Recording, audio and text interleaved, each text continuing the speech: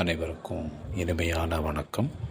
இன்னைக்கு நம்முடைய அகத்திய பெருமான் அவர் நமக்கு ஒவ்வொரு சக்கரங்களை பற்றி உள்ள புரிதல் தன்னுடைய பாடலில் சொல்லியிருக்கிறார். நமக்கு 6 ஆதாரங்களை முதன்மையாக வைத்து இப்போ சொல்கிறாங்க. எல்லாரும் 7ன்னு சொல்லுவோம். 7வது நிலையினுடைய தன்மை தனியாக பார்க்கலாம். 6 நிலைகளை தான் நாம் முதல்ல தெரிந்து கொள்ள வேண்டிய நிலை. இந்த 6 நிலைகளும் நம்ம உடலில் ஸ்தூல சக்கரங்களாக நமக்கு சூஷ்ம சக்கரங்களாக இருக்குது. அப்போ ஸ்தூல சக்கரங்கள் என்பது உடலினுடைய முதுகுத்தண்டை பயன்படுத்தி முதுகுத்தண்டுடைய கடைசி பாகத்திலிருந்து மூலாதாரம் என்றும், அடுத்தால உள்ளது சுவாதிஷ்டானம் என்றும், மணிப்பூரகம் என்றும், அநாகதம் என்றும், விஷுக்தி என்றும், ஆக்கினை அதை மெடுலா என்றும் சொல்லாது. இதை ஸ்தூலமான சக்கரங்கள். இது எல்லாமே நம்முடைய பிரபஞ்சத்தினுடைய இயக்கத்தில், அதை பஞ்சபூதம், நம்முடைய கோள்களுடைய சூரிய குடும்பம், நம்மளுடைய பிரபஞ்ச வெளின்னு சொல்லக்கூடியதனுடைய தன்மைகள் எல்லாம் இங்கே இருக்கக்கூடிய ஸ்தூல சக்கரங்கள் தொடர்பு படுத்தி நிற்குது. நம்முடைய சூஷ்ம சக்கரங்கள் என்று சொல்லக்கூடிய மூலாதாரம் என்பது விஷுக்தியிலிருந்து ஸ்டார்ட் ஆகுது. அது விஷுக்தியிலிருந்து மெடுலா, அதுக்கு மேலே அப்படியே உச்சியிலிருந்து மேலே வரையிலும் ஒரு அடுக்குகளை கொண்டு 7 நிலைகளை தாண்டி அது போகுது. அதனுடைய தன்மை எதை வைத்து அது தீர்மானிக்கப்படுதுன்னா, ஆகாயம் தத்துவம் என்று சொல்லக்கூடிய அந்த ஆகாய நிலையினுடையதிலே அதனுடைய முழுமையான அந்த ஸ்தூல நிலையிலேருந்து சூஷ்ம நிலையை ஆகாயத்திலேருந்து கனெக்ட் ஆகுது. நம்ம ஸ்தூல ரீதியான விஷுக்திக்கு கீழே, அதாவது மெடுலாக்கு கீழே இருக்கக்கூடிய எல்லாமே நம்மளுடைய பிரபஞ்சத்தில் பஞ்சபூதங்களும் இந்த கோள்களுடைய சூரிய குடும்பங்களுடைய தொடர்பில் இருக்குது. இதெல்லாம் ஸ்தூல நிலையில் இருக்கக்கூடிய அனைத்தும் உடலுடைய ஸ்தூல நிலையில் நிற்கிது. உடலுடைய சூஷ்ம நிலையில் இருக்கக்கூடிய அனைத்தும் சூஷ்ம நிலைக்காக இருக்கக்கூடிய மூலமாக இருக்கக்கூடியங்கிறவுடைய பிரபஞ்ச வெளியிலிருந்து அது தொடர்புபடுத்தி நிற்கிது. இப்படி 2 விஷயத்தை இருக்கிறத அந்த அகத்திய பெருமானார் அதை கூறுகிறார். நாம் ஸ்தூல நிலையில் இருக்கக்கூடியதை தெரிந்து புரிந்து கொண்டால்தான் அந்த சக்தியை தான் சூஷ்ம நிலைக்கு நாம் மூலாதாரத்தை கொண்டு சேர்க்குறோம். ஏன் நமக்கு வித்தை செய்து வாசி கிரியா ஏன் பண்ணுறோம் அப்படின்னா, எது ஸ்தூல நிலையில் இருக்கக்கூடிய சக்தி அனைத்தும் இங்கே இருக்கக்கூடிய சூஷ்ம நிலையிலிருந்து வெளிப்பாடுகள். அப்போ ஸ்தூலத்தில் உள்ள சக்திகள் எல்லாமே சூஷ்ம சக்திகளோட போய் சேரணும், மேல் நோக்கி எழும்பி போயிடணும். மேல் நோக்கி போன சூஷ்மத்தில் போனதெல்லாம் இன்னும் சூஷ்ம நிலையினுடைய வளர்ச்சி தான் ஒருத்தருடைய பூரண நிலையை போய் சேர்க்குது. அப்போ அவர் ஒவ்வொரு பாடல் மூலமாக அது விளக்கம் கொடுக்குறாங்க. அதன் அடிப்படையாக வச்சு தான் நம்ம சாதனைகள்லாம் நம்ம சொல்லியிருக்கோம். அதை உங்களுக்கு அந்த சமயத்தில் அதை நான் கரெக்டாக அதை மென்ஷன் பண்ணுறேன். கேளப்பா விபரம் என்ன மூலாதாரம், கிருபையுடன் கண்டு கொள்ள வகையை கேளு. காலப்பா தோன்றி நின்ற மூலாதாரம், அருணையுடன் சொல்கிறேன் அண்டம் போலாம். ஒரு அண்டத்தை மாதிரியாங்கோ இந்த பிண்டத்தினுடைய முதல் ஸ்டார்டிங் உங்களுடைய மூலாதாரம், அது அண்டத்தை போலாம்.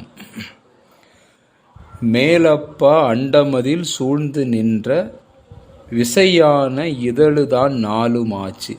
அதில் 4 இது ஆட் ஆகிருக்கு. 5 என்று சொல்கிறோம் இல்லையா, அந்த இது 5 இதழ் என்று அதில் 4 இதில் ஆட் ஆகுது, 4ஆக இருக்குது. சூழப்பா நிறமதுதான் மாணிக்கம் போல் சுகமாக நின்னுதடா மூலம் பாறை. அப்போ மூலாதாரங்கிறது ஒரு முட்டை மாதிரி ஒரு வடிவமான நிலையில் இருக்குது. அதில் இருக்கக்கூடிய ஒளி மாணிக்கம் போல், மாணிக்கம்னா சூரியன், அந்த சூரியனுடைய தன்மையாக ஒளியாக இருக்கிறது. அடுத்த பாட்டில் சொல்ல, பாரப்பா மூலம் என்ற முட்டைக்குள்ளே பதியான அக்ஷரந்தான் ஓங்காரம் ஆச்சே. இப்போ ஏன் நாம்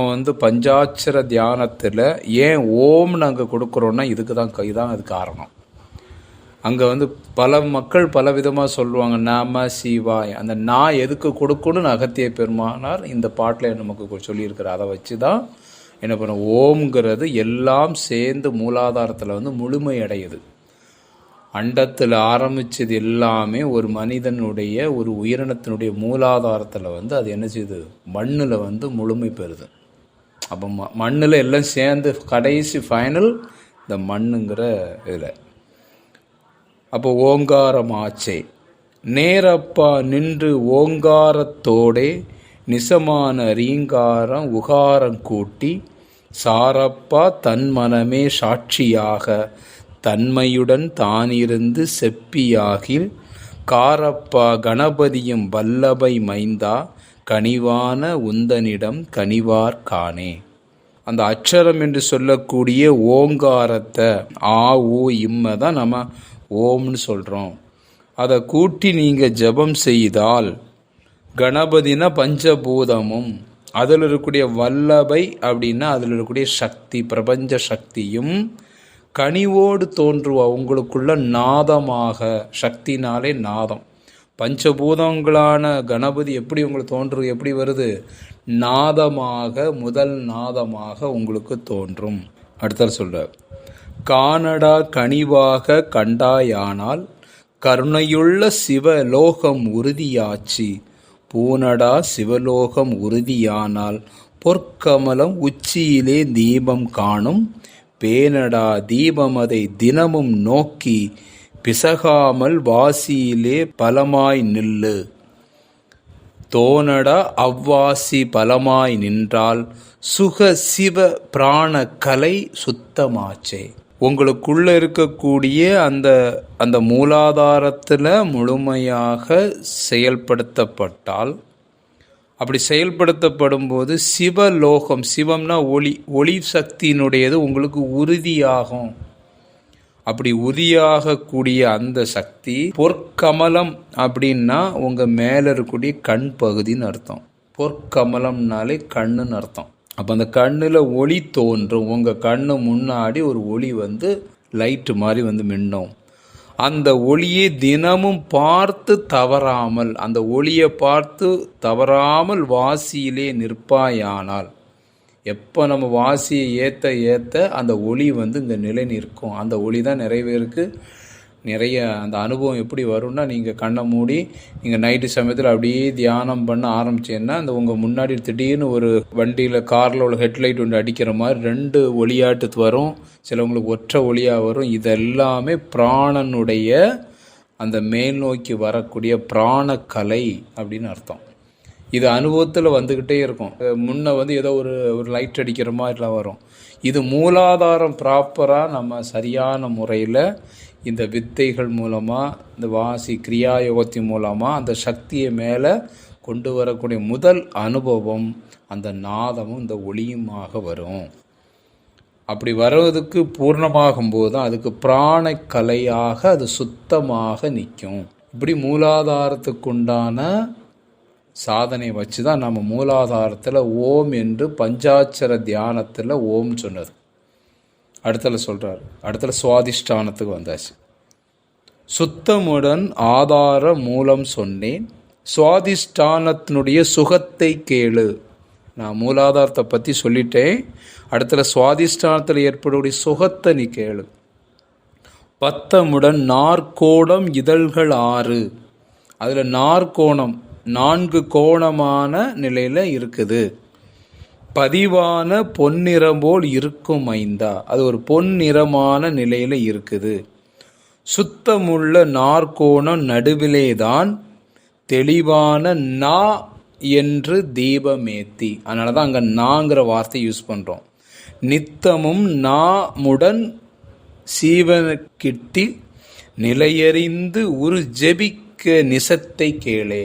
அப்போ அந்த 4 கோண வடிவில் இருக்கக்கூடிய அந்த சக்தி ஒரு லைட்டாட்டு, அதுவும் அதே போல் ஒளியாட்டு வரும். அப்படி அந்த ஒளியாக வரதுக்குடையதுக்கான அச்சரம் நான் என்ற அச்சரத்தை நீங்கள் ஜெபிக்கணும். உங்களுக்கு சுவாதிஷ்டானத்தை என்ன ஜெபம் கொடுத்துருக்கோம்? பஞ்சாட்சர ந அப்படிங்கிற வார்த்தையை நாம் அந்த முதல் நிலையாக பயிற்சி கொடுக்குது. கேளடா நிலையறிந்து வாசிக்கொண்டு கீழ்மேலும் நன்றாக நின்று பாரு. சூழலா நின்ற நிலை பார்க்கும்போது ஜோதியென்று தோணுமடா பரமஸ்வரூபம்.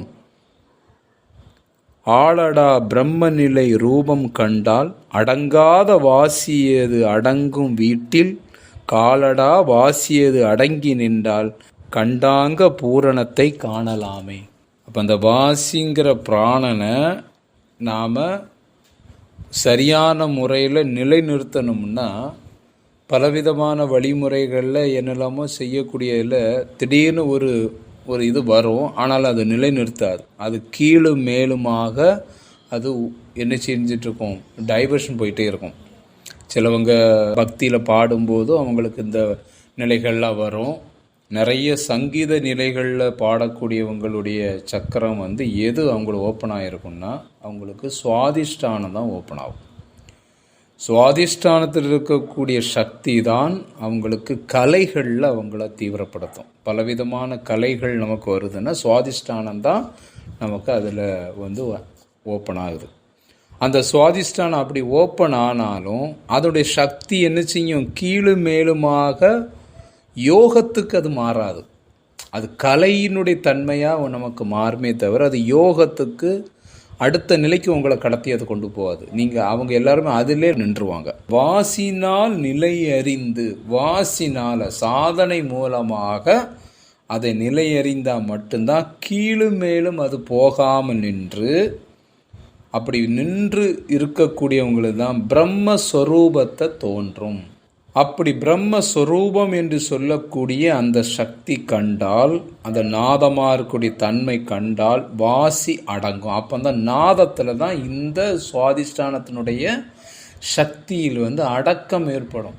இப்போ சுவாதிஷ்டானம் ஒருத்தர் ஓப்பன் ஆகுன்னா அவர் சங்கீதம் வேறு ஏதோ ஒரு நிலையில் வேறு ஏதோ கலைத்துறைகளில் கலையில் அது அதுவே ஒரு மாயா நிலையில் போயிட்டே இருப்பாங்க. அங்கே அடங்காது. அங்கே முழுமையாக அந்த சக்தி அங்கே அடங்கி ஒடுங்கிறது இல்லை. அது விரிவடைஞ்சு அதுவே ஒரு சுகத்தை அவங்க அனுபவிக்க ஆரம்பிச்சிருவாங்க. ஆனால் அதை அடக்கி ஆளணும்னா, அதை சரியான முறையில் நம்ம கையில் வச்சிருக்கணும்னா நீங்கள் வாசினால தான் அதை அடக்க முடியும். அப்படி வாசினால் சொல்லக்கூடிய அந்த சாதனை மூலமாக நீங்கள் அடக்கினால தான் அந்த பூரணத்தை நீங்கள் காண முடியும். அதை வைத்து நீங்கள் என்ன செய்ய முடியும், ஒரு படகு வச்சு நீங்கள் சவாரி செய்கிற மாதிரி தான் இந்த சக்தி எல்லாம். ஒவ்வொரு சக்தியை கொண்டு நீங்கள் என்ன செய்றீங்க, ட்ராவல் பண்ணுறீங்க. அந்த ட்ராவல் பண்ணதுக்கு அந்த சக்தியை சரியான முறையில் வச்சா மட்டும்தான் நீங்கள் ட்ராவல் பண்ண முடியும். அந்த சக்தியை நீங்கள் யூஸ் பண்ணி அதை பலகீனமாகி போச்சுன்னா உங்கள் ட்ராவல் அந்த சக்கரத்திலே நின்று விடும். அதை தாண்டி அடுத்த நிலைக்கு நீங்கள் ட்ராவல் பண்ணதுக்கு உங்களுக்கு கருவியாக எதுவுமே இருக்காது. அந்த கருவி தான் அந்த சக்திகள்லாம். எதுக்கு மூலாதாரம் சுவாதிஷ்டானம் ஒவ்வொரு சக்தியை நாம் கருவியாக்கிறதுக்கு பண்ணுறோம். அதை கருவியாக மாற்றி தான் பயணிக்க முடியும் உங்களுடைய ஆத்மீகத்தில். சரி, இனி மணிப்பூரகம்.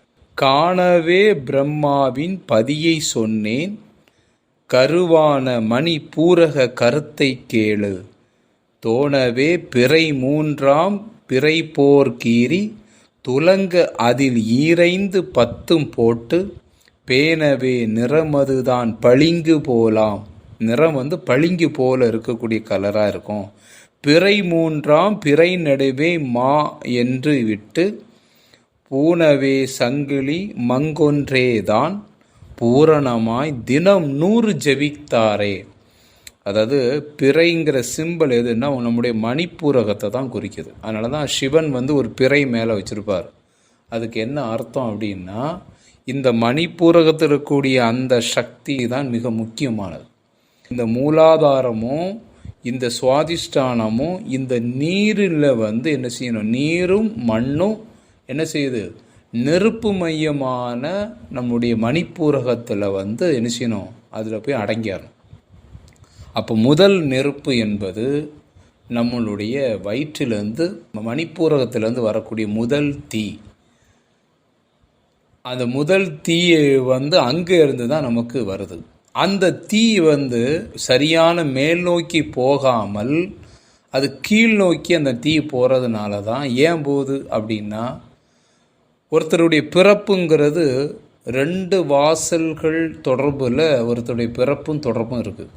இப்போ நம்ம கரு ஒன்று சகசிராதலத்தில் அண்ணாக்குழியாக ஒரு லைனு அது மேல் நோக்கி ஒரு கனெக்ஷனில் இருக்கும். ஒரு குழந்தை தாய் வயிற்றுல இருக்கும்போது இன்னொரு கனெக்ஷன் தொப்புள் மூலமாக அந்த பெண்ணாக இருக்கக்கூடியதனுடைய இதில் தொடர்பில் இருக்கும். அப்போ மேலே இருக்கக்கூடியதும் பிறந்த பொருள் அடைக்கப்படுது, கீழே இருக்கக்கூடியதும் அறுத்து அடைத்த வாசல்னு ஒன்று சொல்லுவாங்க. மேலே இருக்கக்கூடியதும் வாழ்க்கையில் அடைச்சிருதோம், கீழே இருக்கக்கூடிய கடைசியில் தொப்புளை கட் பண்ணி அந்த தொப்புள் வழியான உணர்ச்சியாக நமக்கு எப்போவுமே இருக்கும். இந்த தீயை நீங்கள் மேல் நோக்கி அந்த தீயை, இந்த பாசம் தீயை கீழே விட்டீங்கன்னா உங்களுக்கு பிறப்புங்கிற நடந்துக்கிட்டே இருக்கும். புரியுதுங்களா? பிறப்புங்கிறது நீங்கள் கீழே விட இந்த தொப்புள்ள இருக்கக்கூடிய தீ கீழ் நோக்கி போகிறதுனால தான் சுவாதிஷ்டான மணிப்பூரக ரீதியாக நம்ம வாழ்க்கை இங்கே சுழண்டுக்கிட்டு இருக்கு. ஒரு பெண்கிற ஒரு சக்தியினால், தாய் என்ற ஒரு சக்தி தான் பிறப்பெடுக்கிறதுக்கான காரணமாக இருக்காங்க. நீங்கள் நல்லா புரிஞ்சுடுங்க. நீங்கள் யார் இந்த தாய்ங்கிற இதில் அந்த உணர்ச்சியில் நீங்கள் அடிக்ட் ஆகி இருக்கிறது காரணம். அந்த இதுதான் என்ன பண்ணுது, இந்த உலக ரீதியான அந்த இதில் உங்களுக்கு பிறப்பை கொடுக்கறதுக்கான பந்தம் அது. அப்போ பிறப்பை கொடுக்கான பந்தத்திலேருந்து ஒருத்தர் விடுபடணும்னா இந்த தொப்புள் மையம் சொல்லக்கூடிய மணிப்பூரக சக்தியை இதிலேருந்து அவன் கடக்கணும். அந்த கடக்கக்கூடிய மையம் வெரி இம்பார்ட்டண்டான ஒரு பாயிண்ட்டு. அதனால தான் இங்கே என்ன பண்ணாங்க, இந்த இதை நீங்கள் கடந்து இந்த சக்தி இது எங்கே வந்துடணும், தலைக்கு வந்துடணும்.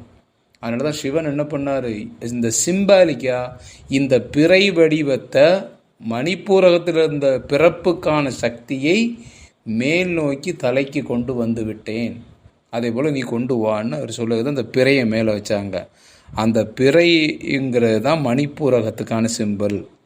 இந்த பிறையினுடைய சக்தியை மேலே எழுப்பதுக்கு தான் நம்ம மா என்ற வார்த்தையை பயன்படுத்தி அதை ஜெபம் செய்வாயாக, அந்த மாங்கிற வார்த்தையை ஜெபம் பண்ணி இந்த சக்தியை மேலே கொண்டு போய், இந்த சக்தி கீழ் நோக்கி போயிட்டே இருக்கும், மேலே எழும்பாது. அந்த மணிப்பூரகத்தில் மட்டுமே அது இருந்து கீழ் உள்ள இதோடு தான் தொடர்பில் இருக்கும் வரைக்கும் இந்த பந்தத்தில், உலக பந்தத்தில், இந்த உறவு பந்தத்துக்குள்ளே பிறப்புக்கான கர்மத்தை செஞ்சுக்கிட்டே இருப்போம். மெதுவாக அதை மேல் நோக்கி நகர்த்தது வழி செய்யணும் சொன்னனால தான் அவர் என்ன செய்கிறாரு, இந்த சக்தியை மேலே கொண்டு வரணும்.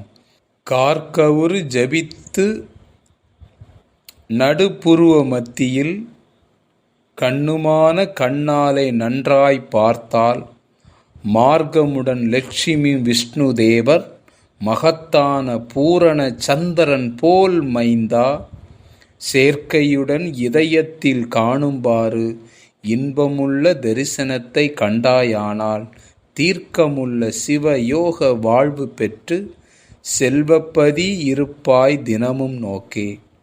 அந்த செல்வப்பதி அப்படின்னாலே, பதி என்றால் இறை எனும் அந்த சொல்லக்கூடிய ஒளின்னு அர்த்தம். பதின்னு சொன்னாலே நம்முடைய ஆத்ம தரிசனம், ஆத்ம ஒளி.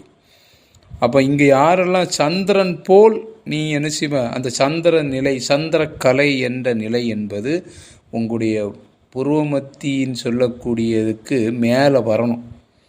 அப்போ புருவமத்தினுடைய பார்வையை நிறுத்தி மனக்கண்ணால் மகாலட்சுமி விஷ்ணுன்னு சொல்லக்கூடிய வார்த்தை என்னன்னா, இங்கே சக்தியும் இந்த சக்தி கூட இருக்கக்கூடிய பலவிதமான சக்திகளை தான் மகா தேவிங்கிற பிரபஞ்ச சக்தியும் அதனுடைய விஷ்ணுங்கிற இந்த அநாகத சக்கரத்தினுடைய அந்த தன்மையும் எல்லாம் சேர்ந்து அப்போதான் பிரகாசமாகும்.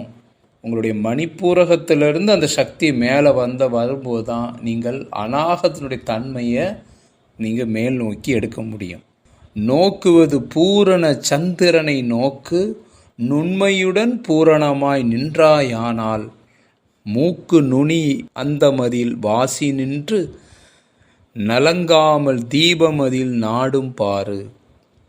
வாக்குமென தொற்றாகி நின்று பாரு, மக்களே கண் பசு வாழ்வு உண்டாகும். தூக்கமென்ற கொடுமைதனை அகற்றி மைந்தா, சுகமாக இடமறிந்து சுகத்தில் நில்லே. தினந்தோறும் நீ செய்யக்கூடிய இந்த சாதனை மூலமாக தரிசனம் செய்து கொண்டே இருக்கணும். எங்க அந்த மூக்கு நுனியினுடைய வாசி நிற்கும். மூக்கு நுனினா இந்த மூக்கு இல்லை, உங்களுடைய புறத்தில் இருக்கக்கூடிய மூக்கு சொல்லலை. அகத்திய பெருமான் எந்த மூக்கு சொல்றாரு? அகமூக்கு, அண்ணாக்கு. அண்ணாக்குடைய நுனி வாசி நிற்கும். அண்ணாக்குக்கு மேலே அந்த வாசி எனும் அந்த நுண்ணியதாய் அது நிற்கும். நடுங்காத தீபம் போல். நடுங்காதன்னு என்ன? தீபம் என்ன செய்யும்? ஒரு காற்றில் ஆடும்போது நடுங்குதுன்னு அசைதல் என்று அர்த்தம். அப்போ அசையாத தீபம் போல் ஒளி காணும். அசைவில்லாத அந்த ஒளி பூரணமாய் அசைவற்று அந்த ஒளியை நீங்கள் காணலாம். அப்படி காணும்போது மனம் வாக்கு காயம் ஒன்றுபட்டு உங்கள் மனம்ங்கிற வெளி எந்திரியமும் வாக்கு என்று சொல்லக்கூடிய உங்களுடைய எண்ணமும் ஒன்றுபட்டு, காயம் என்று சொல்லக்கூடிய உங்கள் உடல் எல்லாம் அதுக்குள்ள ஒன்றுபட்டு ஒரு மனதாக நீங்கள் தரிசனத்தோடு சுக வாழ்வை உண்டாகும். அப்படி அங்கே உள்ள நீங்கள் அடங்குவீங்க.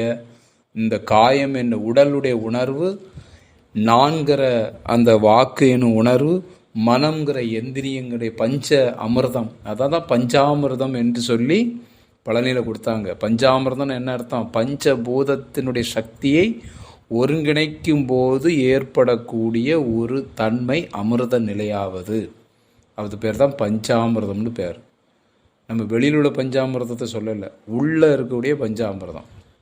அந்த பஞ்சாமிர்த நிலை உள்ள கொண்டு இது எல்லாமே ஒன்றாக இருக்கும்போது தான் சுக வாழ்வு என்று ஒன்று உண்டாகும்.